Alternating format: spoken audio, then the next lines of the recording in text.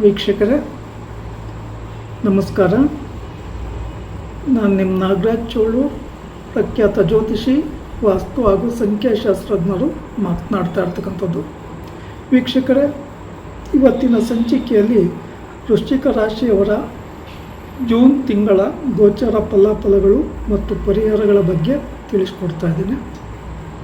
ವೃಶ್ಚಿಕ ರಾಶಿಯವರಿಗೆ ಗುರುಬಲ ಬಂದಿದೆ. ವಿವಾಹಾದಿ ಶುಭ ಕಾರ್ಯಗಳನ್ನು ಮಾಡೋದಕ್ಕೆ ಬಹಳ ಉತ್ತಮ. ಮನೆ ಕಟ್ತಕ್ಕಂಥದ್ದು, ವಾಹನಾದಿಗಳನ್ನು ತೆಗಿತಕ್ಕಂಥದ್ದು, ಹೊಸ ವ್ಯಾಪಾರ ವ್ಯವಹಾರಗಳಿಗೆ ತುಂಬ ಶುಭಪ್ರದವಾಗಿ ಇರ್ತದೆ. ವಿದ್ಯಾರ್ಥಿಗಳಿಗೂ ಸಹ ಗುರುಬಲ ಇರ್ತದೆ. ಆದರೆ ಈ ರಾಶಿಯವರು ವಿಶೇಷವಾಗಿ ಸರ್ಪದೋಷದ ಪ್ರಭಾವ ಬಲವಾಗಿ ಇರೋದರಿಂದ ಕುಟುಂಬದಲ್ಲಿ ನೆಗೆಟಿವಿಟಿ ಕ್ರಿಯೇಟಿವ್ ಜಾಸ್ತಿ ಆಗ್ತದೆ. ಸಹಕಾರ ಸಿಗೋದಿಲ್ಲ. ಏನೇ ಮಾಡಲಿಕ್ಕೆ ಹೋದರೂ ಗಡಿಬಿಡಿಯ ನಿರ್ಧಾರ ತೆಗೆದುಕೊಂಡು ತೊಂದರೆಗೆ ಸಿಲುಕೋದು ಬೇಡ. ಈ ಕಾರಣದಿಂದ ಈ ನಾಗದೋಷದ ಎಫೆಕ್ಟ್ನಿಂದ ತೊಂದರೆಗಳು ಉಂಟಾಗೋದ್ರಿಂದ ಶ್ರೀ ಕ್ಷೇತ್ರ ಕುಕ್ಕೆ ಸುಬ್ರಹ್ಮಣ್ಯದಲ್ಲಿ ಸರ್ಪ ಸಂಸ್ಕಾರ ಶಾಂತಿ ಹೋಮ, ಆಶ್ಲೇಷ ಬಲಿ, ನಾಗ ಪ್ರತಿಷ್ಠೆಯನ್ನು ಮಾಡಿಸ್ತಕ್ಕಂಥದ್ದು ಬಹಳ ಒಳ್ಳೆಯದು. ಅಥವಾ ನಿಮ್ಮ ಹತ್ತಿರದ ಸುಬ್ರಹ್ಮಣ್ಯ ದೇವಸ್ಥಾನಗಳಲ್ಲಿ ಅಥವಾ ನಾಗನ ಸಾನ್ನಿಧ್ಯದಲ್ಲಿ ಮಂಗಳವಾರ, ಷಷ್ಠಿ, ಪಂಚಮಿ ತಿಥಿ ಇರೋ ದಿನ, ಆಶ್ಲೇಷ ನಕ್ಷತ್ರ ಇರ್ತಕ್ಕಂಥ ದಿನಗಳಲ್ಲಿ, ಅಮಾವಾಸ್ಯೆ, ಪೌರ್ಣಮಿ ಇರ್ತಕ್ಕಂಥ ದಿನಗಳಲ್ಲಿ ಶ್ರದ್ಧಾ ಭಕ್ತಿಯಿಂದ ಪೂಜೆ ಕೊಡ್ತಕ್ಕಂಥದ್ದು ಒಳ್ಳೆಯದು.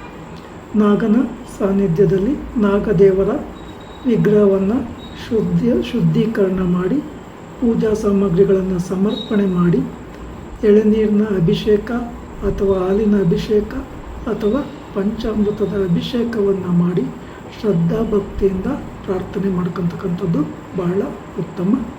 ಕುಟುಂಬದಲ್ಲಿ ಏನೇ ಮನಸ್ತಾಪಗಳು ಬಂದರೂ ಆದಷ್ಟು ಹೊಂದಾಣಿಕೆ ಮಾಡ್ಕೊಂಡು ಹೋಗ್ತಕ್ಕಂಥದ್ದು ಶುಭಪ್ರದ.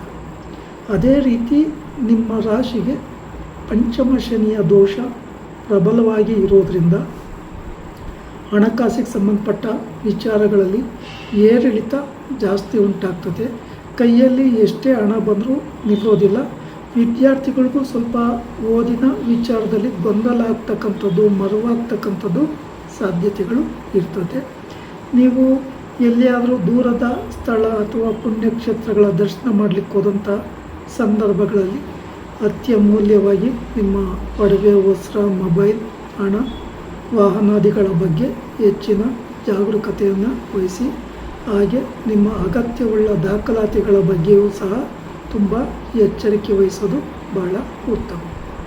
ಇಲ್ಲಿ ಶನಿ ದೋಷದ ಪ್ರಭಾವ ಪ್ರಬಲವಾಗಿರೋದ್ರಿಂದ ತಪ್ಪದೆ ಈ ರಾಶಿಯವರು ಶನಿ ಭಗವಾನರಿಗೆ ಪರಿಹಾರ ಮಾಡಿಕೊಳ್ಳೇಬೇಕಾಗುತ್ತೆ. ಏನೆಲ್ಲ ಮಾಡ್ಕೋಬೋದು ಅಂತ ನೋಡೋದಾದರೆ, ಶನಿವಾರಗಳಂದು ಕಟಿಂಗ್ ಶೇವಿಂಗ್ ಮಾಡಿಸ್ಬಾರ್ದು, ನಾನ್ ವೆಜ್ ತಿನ್ನಬಾರ್ದು, ಡ್ರಿಂಕ್ ಮಾಡಬಾರ್ದು. ಹಾಗೆ ಕಪ್ಪು ಮತ್ತು ನೀಲಿ ಬಣ್ಣದ ವಸ್ತ್ರಗಳ ಧಾರಣೆ ಉತ್ತಮ ಅಲ್ಲ. ಈ ವೃಶ್ಚಿಕ ರಾಶಿಯವರು ಶನಿ ದೋಷ ಇರ್ತಕ್ಕಂಥವರು ಶನಿವಾರಗಳಂದು ಶನಿ ಭಗವಾನರಿಗೆ ಬನ್ನಿ ಪತ್ರೆ, ಬಿಲ್ವ ಪತ್ರೆಯನ್ನು ತೆಗೆದುಕೊಂಡು ಪೂಜಾ ಸಾಮಗ್ರಿಗಳೊಂದಿಗೆ ದೇವಸ್ಥಾನಕ್ಕೆ ಹೋಗಬೇಕಾಗುತ್ತೆ. ದೇವಸ್ಥಾನದಲ್ಲಿ 8 ಸುತ್ತು ಶನಿ ಭಗವಾನರ ದೇವಸ್ಥಾನದಲ್ಲಿ ಪ್ರದಕ್ಷಿಣೆಯನ್ನು ಹಾಕಿ ಈ ಸಂದರ್ಭದಲ್ಲಿ ಓಂ ಶಂ ಶನೇಶ್ವರಾಯ ನಮಃ ಈ ಮೂಲ ಮಂತ್ರವನ್ನು ಜಪಿಸಿ ಅಲ್ಲೇ ದೇವಸ್ಥಾನದ ಎದುರಲ್ಲಿರ್ತಕ್ಕಂಥ ಅಗ್ನಿಕುಂಡದಲ್ಲಿ ಎಳಬತ್ತಿಗಳನ್ನು ಹಚ್ಚಿ ಅನಂತರ ದೇವಸ್ಥಾನದೊಳಗಡೆ ನೀವು ತೆಗೆದುಕೊಂಡಿರ್ತಕ್ಕಂಥ ಪೂಜಾ ಪದಾರ್ಥಗಳನ್ನು ಕೊಟ್ಟು ಶ್ರದ್ಧಾ ಭಕ್ತಿಯಿಂದ ನಿಂತುಕೊಂಡು ಪೂಜೆ ಮಾಡಿಸೋದು ಬಹಳ ಒಳ್ಳೆಯದು. ಅಲ್ಲೇ ನವಗ್ರಹಗಳ ಸಾನ್ನಿಧ್ಯ ಇದ್ದರೆ 9 ಸುತ್ತು ಶ್ರದ್ಧಾ ಭಕ್ತಿಯಿಂದ ಪ್ರದಕ್ಷಿಣೆ ಹಾಕಿ ಈ ಸಂದರ್ಭದಲ್ಲಿ ಓಂ ನಮಃ ಸೂರ್ಯಾಯ ಸೋಮಾಯ ಮಂಗಳಾಯ ಬುಧಾಯ ಚ ಗುರು ಶುಕ್ರ ಶನಭ್ಯಶ್ಚ ರಾಹುವೇ ಕೇತುವೆ ನಮಃ ಈ ಸ್ತೋತ್ರವನ್ನು ಜಪಿಸ್ತಕ್ಕಂಥದ್ದು ಬಹಳ ಒಳ್ಳೆಯದು.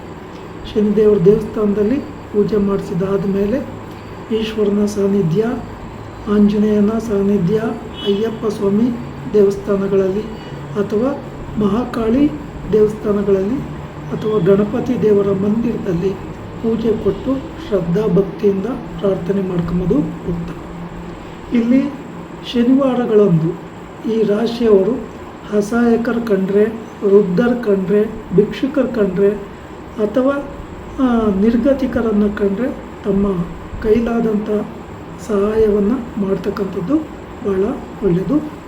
ಇಲ್ಲಿ ನಿಮಗೆ ಗುರುಬಲ ಇದೇನೋ ಒಂದು ಅವಸರದಲ್ಲಿ ದುಡುಕಿನ ನಿರ್ಧಾರದಿಂದ ಸಮಸ್ಯೆಗಳನ್ನು ತಂದ್ಕೋಬೇಡಿ.